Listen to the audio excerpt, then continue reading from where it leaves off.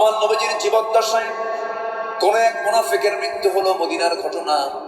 আমার নবীজির জীবদ্দশায় এক মুনাফিকের ইন্তেকাল হলো, কিন্তু সেই মুনাফিকের সন্তানটা ভালো সাহাবী ছিলেন। আমার নবীর খুব অনুগত সাহাবী ছিলেন। বাপ মারা যাওয়ার সঙ্গে সঙ্গেই বাপ তো মায়া দয়া কাজ হতেই পারে।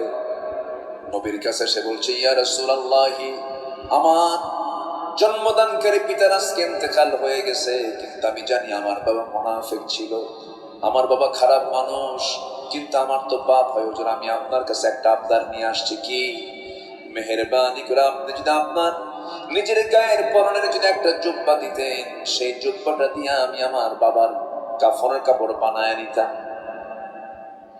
আমার নবীজি চিন্তা করলেন, আমার তো সে সাহাবী, আমি তাকে কেমন করে মানা করি। নবীজি তাকে নিজের পরনের একটা জুব্বা তার হাতে দিয়ে দিলেন। খুব খুশি হলেন, সাহাবী চলে গেলেন। নিজের বাপ তো একটু মায়া দয়া তো হতেই পারে, গোসল করায় দিয়া নবীজির ব্যবহৃত জুব্বাও তার দেহে পড়ায় দিলেন।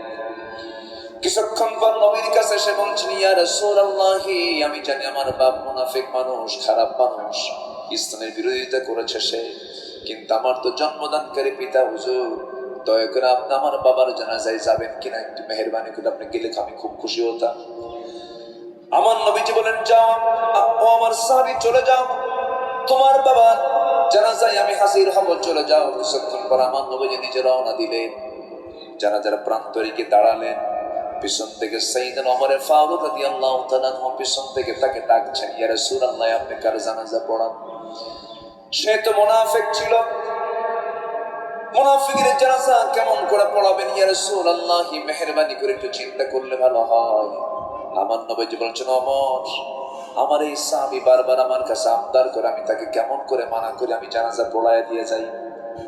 আমার নবীজি জানাজা পড়ালেন।